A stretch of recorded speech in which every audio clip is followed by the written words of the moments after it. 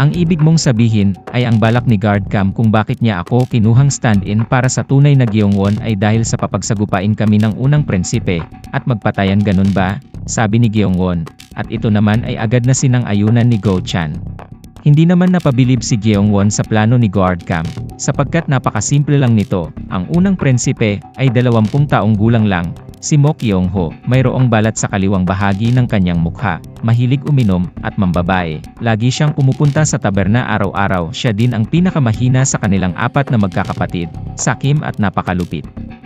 Ang pangalawang prinsipe naman, si Mo Kyun-pyong, 18 taong gulang, ay kamukhang-kamukha ng kanyang ina, matahlas ang mata, matalino, at may pagkatuso.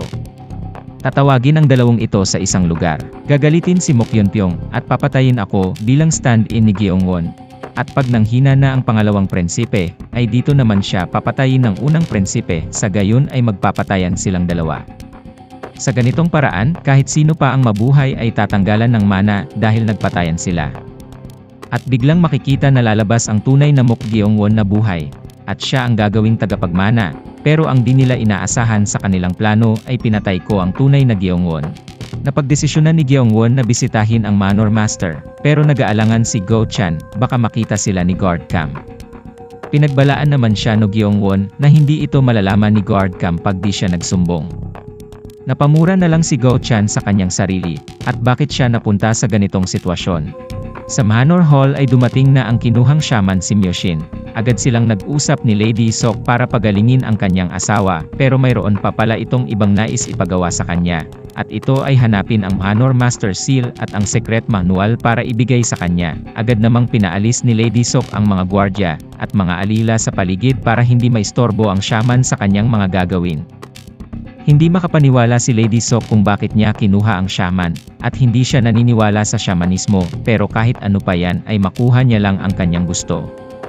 Habang palabas na sila ay nakita niya ang pang-apat na prinsipe, si Mo Kyun. Bigla siyang napuno ng pagkamohi dito, dahil anak lang ito sa labas, at mas hindi niya ito mapapatawad pag siya ay naging tagapagmana, dahil sa ito'y mababang tao lang.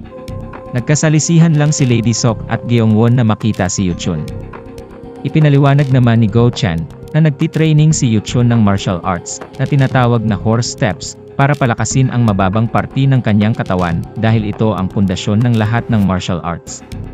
Bigla namang natanong ni Gyeongwon kung kaya niyang patayin si Guardcam kapag natuto siya ng martial arts.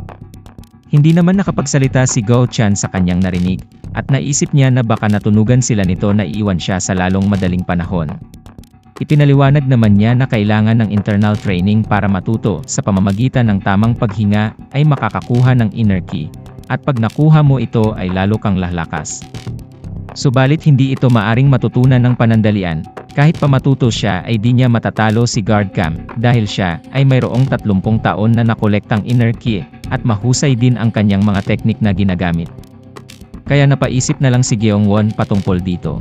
Nabuhayan ng loob si Go Chan at alam niyang hindi kayang matutunan ang martial arts ng madalian, lalo na kay Gyeongwon. Medyo natatawa siya dito at bigla siyang hinawakan ni Gyeongwon sa kanyang mata na nagpakaba sa kanya, at baka siya ay bugbugin na naman. Inalok siya ng prinsipe na maging tapat sa kanya, at tinanggap naman agad ito ni Go Chan. Napag-usapan din nila na nabugbog din dati ang tunay na Gyeongwon, dahil sa panghahamak nito sa ina ni Yuchun na babaeng mababa ang lipad. Kaya napatawa na lang si Gyeongwon, dahil mabait pa daw si Yuchun, at hindi niya ito binalian ng mga buto. Sa loob ng Manor Hall ay sinimulan na ng shaman, na si Myoshin ang panggagamot sa Manor Master. Wala siyang pakialam kung mabuhay man ito o mamatay, basta mabayaran lang siya ni Lady Sok. Habang tumatagal ay nakikita niya na mayroong murderous energy na nakapalibot dito, kaya't nahihirapan siyang masyado. Napansin niyang may tila pumapasok sa kwarto, pero di niya namalayan na sobrang lakas na ng murderous energy ng Manor Master, kaya siya'y tumilapon palayo. Nang pumasok na si Gyeongwon ay di niya pinansin ang shaman, kahit na ito ay di makapaniwala na nandoon sila. Dumiretso lang siya, at binati ang kanyang ama na nakangiti, na para bang mayroong ibang balak na gagawin. Pinoy